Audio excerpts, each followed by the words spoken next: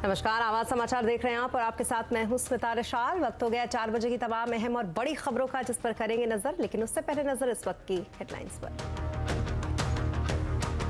22 साल की मेहनत के बाद देश में बना पहला लाइट कॉम्बैक्ट हेलीकॉप्टर प्रचंड वायुसेना में शामिल। रक्षा मंत्री राजनाथ सिंह ने भरी उड़ान।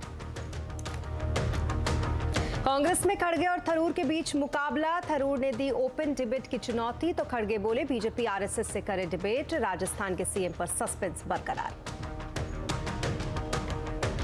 बाजार में हफ्ते की खराब शुरुआत। सेंसेक्स 600 तो निफ्टी 200 पॉइंट से ज्यादा गिरा। बैंक निफ्टी में रही 600 अंकों की गिरावट। मेटल, एफएमसीजी, ऑटो पर सबसे ज्यादा मार। भारतीय एयरस्पेस में ईरान की फ्लाइट में बम की सूचना से मचा हड़कंप। सुखोई विमानों ने स्कॉट को छोड़ सीमा के बाहर 2 घंटों तक अटकी रही सांसें। भदोही में दुर्गा पंडाल में लगी आग से अब तक 5 की मौत। 64 लोग अब भी लड़ रहे हैं जिंदगी की जंग। आज सीएम योगी कर सकते हैं भदोही का दौरा। स्वीडन के स्वाते पाबो को 2022 का चिकित्सा का नोबेल पुरस्कार। विलुप्त होमिनिन्स की जीनोम और मानव जाति की उत्पत्ति पर की गई खोज के लिए मिला है ये सम्मान।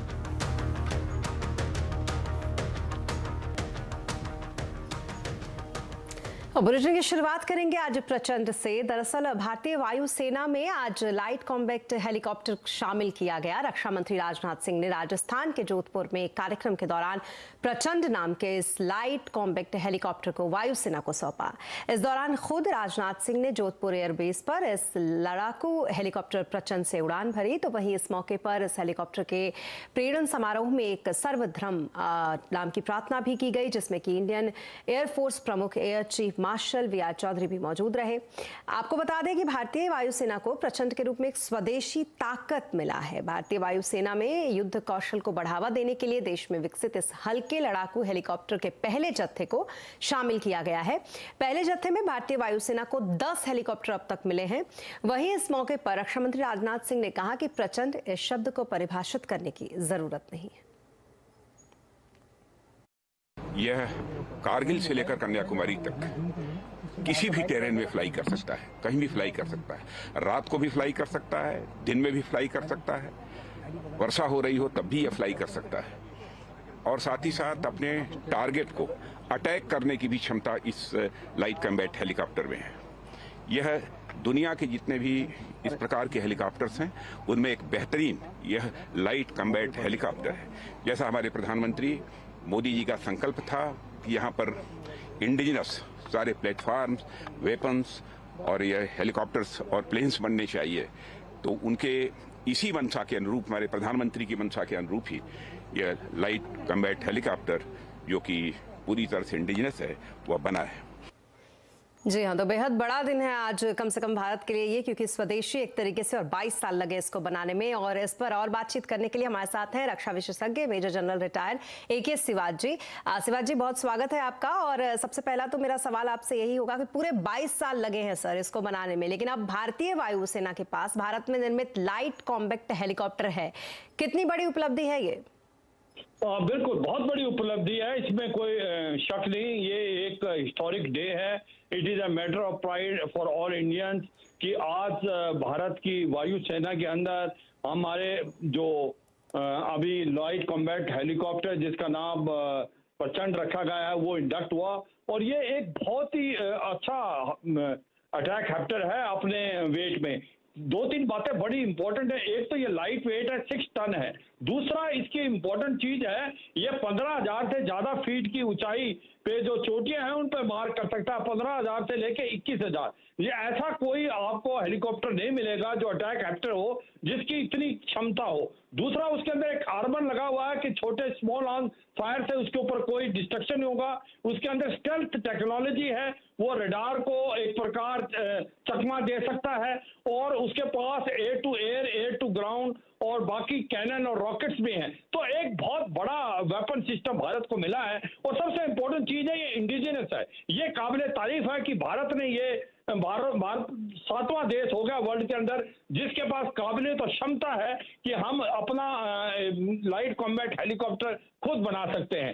और 2-4 बातें और बड़ी इंपॉर्टेंट है, जैसे आपने बोला कि 20 साल लगे, क्योंकि ये एक रिकमेंडेशन थी सुब्रमण्यम कमेटी की 2000 में, मगर देर आए दुरुस्त आए।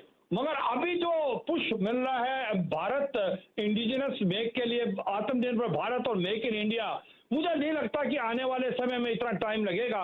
कि देखो 60 से 70% हम हथियार बाहर से खरीदते थे, आज वो घट के 50% रह गए हैं। अब 40% के करीब भारत खुद बना रहा है। और ऐसे में ये बड़ा इंपॉर्टेंट है कि जैसे लाइट कॉम्बैट हेलीकॉप्टर ये बहुत ही आधुनिक है, इसी प्रकार से हमने एडवांस लाइट एयरक्राफ्ट बनाया है तेजस मार्क 1, उसकी भी बहुत डिमांड है। हमने अपना एक प्रकार से ब्रह्मोस मिसाइल बनाई है, उसके बाद बाकी हथियार भी हमने बनाए हैं जो कि बिक रहे हैं, धनुष है, ATAGS है।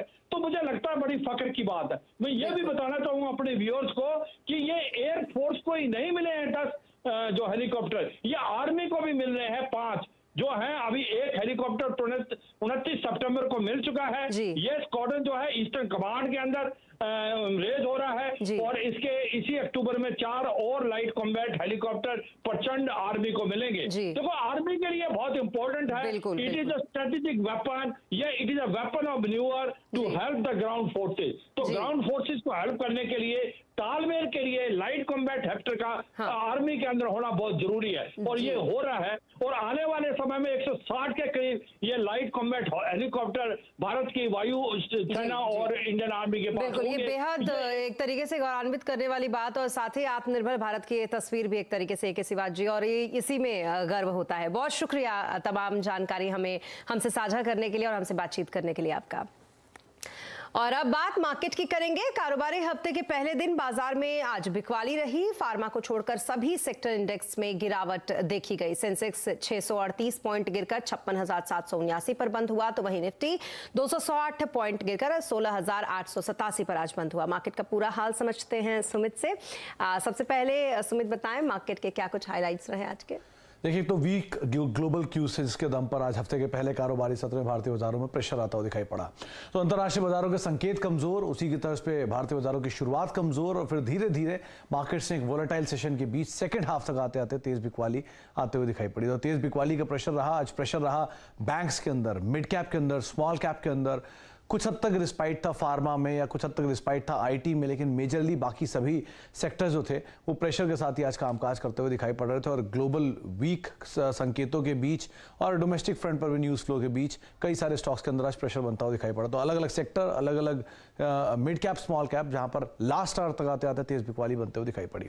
जी, इसके अलावा आपसे सेक्टर्स भी समझना चाहेंगे, आज कहां दबाव रहा, कहां थोड़ी तेजी दिखी? देखिए, आज फार्मा स्टार रहे जहां पर कुछ हद तक खरीदारी बनते हुए दिखाई पड़ी। तो निफ्टी के टॉप गेनर्स में भी आपको फार्मास के नाम शुमार दिखाई पड़ेंगे। ONGC न्यूज़ फ्लो के दम पे जहां पर खरीदारी देखने को मिल रही थी। इसके अलावा डॉक्टर रेड्डीज, सिप्ला, BPCL, ये कुछ ऐसे नाम जहां पर खरीदारी रही। तो 2 फार्मा कंपनियां जो कि निफ्टी में आज तेजी दिखा रहे थे। निफ्टी गिरने वाले शेयरों में अदानी इंटरप्राइजेस जहां पर आज काफी प्रेशर था और साथ अदानी पोर्ट, इनफैक्ट अदानी समूह के शेयरों में आज तेज बिकवाली थी। आयशर मोटर करीब 6.25% नीचे सेल्स के नंबर्स के बाद। टाटा कंज्यूमर करीब 3% बिकवाली यहां आते हुए दिखाई पड़ी। मिड कैप गेनर्स में Lupin, Varun beverages, Aurobindo pharma और जायडस लाइफ, यानी 4 में से 3 नाम जो थे वो फार्मा स्पेस के थे जहां पे खरीदारी बनते हुए दिखाई पड़ी। मिड कैप लूजर्स में डॉक्टर लाल पैथ लैब और अदानी विल्मर, आदित्य बिरला फैशन और यू स्मॉल फाइनेंस बैंक, जहां पर करीब 4 से लेकर 5% तक का फॉल आता हुआ दिखाई पड़ा। F&O गेनर्स में भी आज लुपिन, जाइडस, औरोबिंदो और ONGC, यानी 4 में से 3 नाम फार्मा के यहां भी रहे। लेकिन F&O लूजर्स में आपको नाम दिखाई पड़ेगा अदानी इंटरप्राइजेस का, साथ साथ इंडिया सीमेंट का, डॉक्टर लाल पैथ लैब का और आयशर मोटर, यानी मेजर प्रॉफिट टेकिंग यहां पर आते हुए दिखाई पड़ी। आज प्रेशर था मेटल में, जिसमें वेल्सपन, अदानी, हिंडाल्को, ये 3 नाम थे जहां प्रेशर बनता हुआ दिखाई पड़ा। और FMCG में आज Colgate, Tata consumer, Dabur, Godrej consumer, ये कुछ ऐसे नाम जहां पर दबाव बनता हुआ दिखाई पड़ा। तो ओवरऑल आज फार्मा के लिए बेहतर दिन और अदानी समूह के शेयरों में आज भारी भारी बिकवाली आते हुए दिखाई पड़ी। जी, बहुत शुक्रिया तमाम मार्केट अपडेट के लिए आपका सुमित। तो ये तो रहा मार्केट का हाल। अब आगे बढ़ेंगे खबरों में और बात कांग्रेस की, जहां पर अब अध्यक्ष पद के लिए मल्लिकार्जुन खड़गे और शशि थरूर के बीच मुकाबला होगा। लेकिन 17 अक्टूबर को वोटिंग से पहले दोनों नेताओं के बीच खींचतान फिलहाल बढ़ गई है। थरूर ने खड़गे को अपने ओपन डिबेट करने की चुनौती दी। थरूर ने खड़गे पर तंज कसते हुए कहा कि उनके जैसे नेता कांग्रेस में बदलाव नहीं ला सकते। खड़गे भी पीछे नहीं रहे। उन्होंने कहा कि थरूर को बीजेपी और आरएसएस से डिबेट करनी चाहिए। ये चुनाव होगी पार्टी के, मैं सिर्फ ये कहूँगा कि इसमें ना कोई दुश्मनी है, ना ये कोई युद्ध है या कोई जंग है। हम दोनों शत्रु नहीं हैं, हम दोनों सहयोगी हैं पार्टी के अंदर। लेकिन हम चाहते हैं कि एक साथ हमारे संकल्प पार्टी के कार्यकर्ताओं के सामने रख के कि आप लोग के समर्थन हम मांगे। किसी ने पूछा कि कांग्रेस पार्टी का टॉप तीन नेताओं के नाम बोलिए गांधी परिवार के अलावा, तो हर व्यक्ति के लिस्ट पे खड़गे साहब का नाम होगा। तो इस किस्म के नेता नेचुरली मैं कह रहा हूँ कि वो बदलाव नहीं ले आएगा, क्योंकि अगर बदलाव ले आना चाहता था तो उसका पूरा हक है भी करने के लिए। वो इसी सिस्टम को आगे ले जाने के लिए वो नेचुरली तैयार होगा। करना है हम दोनों मिलके उन दोनों के खिलाफ करो, उन दोनों के विचारधारा के खिलाफ, आरएसएस और बीजेपी उनके खिलाफ। मैं डिबेट करूंगा, तुम भी डिबेट, इससे कोई फायदा नहीं, ना देश का फायदा है इसमें, ना पार्टी के लिए कुछ। लड़ना है हमारे आइडियोलॉजी को, जो हमारे आइडियोलॉजी के खिलाफ जो है काम कर रहे हैं, उनसे लड़ना है। तो हम दोनों मिलके उनसे लड़ेंगे। हम एक ही घर के लोग हैं, घर अच्छा रख लेंगे। इस तरह से हमको आगे बढ़ना है। जी हाँ, तो कुछ इस तरीके की खींचतान फिलहाल कांग्रेस में चल रही है और कांग्रेस में चल रहे इस पूरे घटनाक्रम पर ज्यादा जानकारी के लिए हमारे साथ है हमारे संवाददाता अरुण सिंह, जिनसे जानेंगे।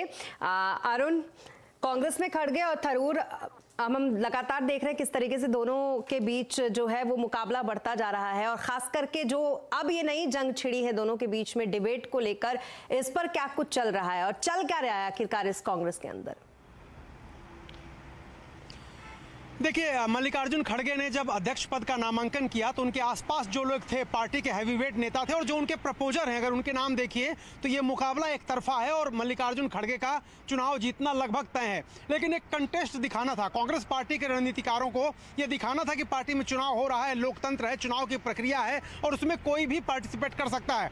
दिग्विजय सिंह को किन्हीं परिस्थितियों में नाम वापस लेना पड़ा, लेकिन शशि थरूर बनाम मल्लिकार्जुन खड़गे ये चुनाव हो रहा है तो देश में इस पर चर्चा हो रही है, बहस हो रही है और ये कहा जा रहा है कि कांग्रेस पार्टी के अंदर आंतरिक लोकतंत्र के तहत ये चुनाव हो रहे हैं और कांग्रेस पार्टी भी ये संदेश देना चाहती है। शशि थरूर का चैलेंज करना ओपन डिबेट के लिए और मल्लिकार्जुन खड़गे का उनको जवाब देना भी उसी प्रक्रिया का एक हिस्सा है। शशि थरूर बाकायदा एक तरह से मैनिफेस्टो अपना लेके आए और वो पार्टी में युवाओं की बात करते हैं, आगे पार्टी को कैसे ले जाएंगे उसके विजन की बात करते हैं।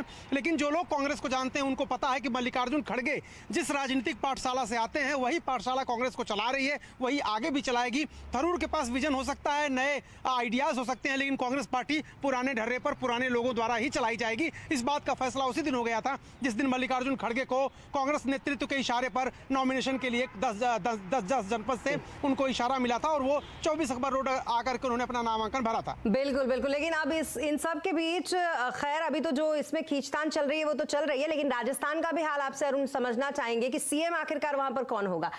इन तमाम खींचतान के बीच एक बड़ा सस्पेंस अभी फिलहाल राजस्थान में सीएम के नाम पर भी है। देखिए, राजस्थान में मुख्यमंत्री अशोक गहलोत फिलहाल बने हुए हैं और ऐसा लगता है कि वो बने रहेंगे। उसके पीछे की वजह यह कि सचिन पायलट को आलाकमान मुख्यमंत्री बनाना चाहता है और अजय माकन इसी इरादे से गए थे। लेकिन मुश्किल सचिन पायलट के सामने यह है कि वो 20 से 25 विधायकों से ज्यादा का समर्थन जुटा नहीं पा रहे हैं और वो दिखा नहीं पा रहे हैं। अगर आलाकमान के दबाव में उनको मुख्यमंत्री बना भी दिया जाता है तो सरकार के स्थायित्व को लेकर सवाल होगा, कितने दिन टिकेगी सरकार। और एक और राज्य को कांग्रेस नहीं खोना चाहती होगी जहां उसकी सरकार है, जो राजस्थान है, चुनाव भी अगले साल होने हैं। तो अशोक गहलोत फिलहाल मुख्यमंत्री बने हुए हैं। कोई तूफानी फैसला करेगा अगर आलाकमान तो ही शायद वो हटाए जाए, या फिर वो खुद ही जैसे अध्यक्ष पद की रेस से दूर हो गए, वो खुद ही ऑफर कर दें और वो वाकई ऑफर कर दें, सिर्फ कहने के लिए नहीं। अगर वो कहने के लिए अपने किसी आदमी को बैठा करके अलग होते हैं तब तो सरकार बच जाएगी, लेकिन अगर गहलोत को हटा करके वहां सरकार चलाई जा सकती है, ये बहुत मुश्किल है।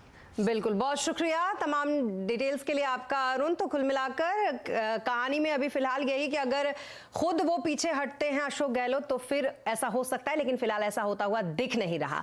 गुजरात में विधानसभा चुनाव नजदीक है। इससे पहले गुजरात चुनाव पर पहला ओपिनियन पोल सामने आ गया है। गुजरात में क्या है पब्लिक का मूड, आज आवाज अड्डा में इसी पर करेंगे बड़ी चर्चा शाम 7:57 पर। और ब्रेक के बाद एक बार फिर आपका स्वागत है और अब बात ईरान के तेहरान से चीन को जाने वाले विमान की करेंगे, जिसमें बम होने की खबर से खलबली मच गई। ईरान से आने वाला प्लेन भारत की एयर स्पेस से होकर गुजर रहा था। पीटीआई के मुताबिक दिल्ली एटीएस यानी कि एयर ट्रैफिक कंट्रोल टावर को विमान में बम होने की सूचना लाहौर एटीएस से मिली, जिसके बाद एयरफोर्स के फाइटर जेट सुरक्षा के लिए तैनात किए गए। जेट्स ने इसे स्कॉट करते हुए भारतीय सीमा से बाहर छोड़ दिया। विमान महान एयरलाइन का था जो कि चीन के ग्वांगझू का जा रहा था और हालांकि ईरान एजेंसी ने विमान में बम होने की बात से इनकार कर दिया है। विमान में अब इंडियन एयरस्पेस से भी उसे बाहर कर दिया गया है। गृह मंत्री अमित शाह आज से जम्मू के 3 दिन के दौरे पर हैं। शाह के दौरे को देखते हुए जम्मू में हाई अलर्ट है। शाह वैष्णो देवी मंदिर जाएंगे, जहां वो दर्शन के साथ साथ कई विकास कार्यों की आधारशिला भी रखेंगे। शाह का श्रीनगर, बारामूला और राजौरी जाने का भी कार्यक्रम है। यहां पर वो कई प्रतिनिधिमंडलों से मिलेंगे। शाह के साथ उपराज्यपाल मनोज सिन्हा और कई वरिष्ठ अधिकारी भी मौजूद रहेंगे। और इसी के साथ इस बुलेटिन में फिलहाल इतना ही, लेकिन खबरों पर लगातार अपडेट के लिए आप बने रहें CNBC आवाज के साथ। नमस्कार।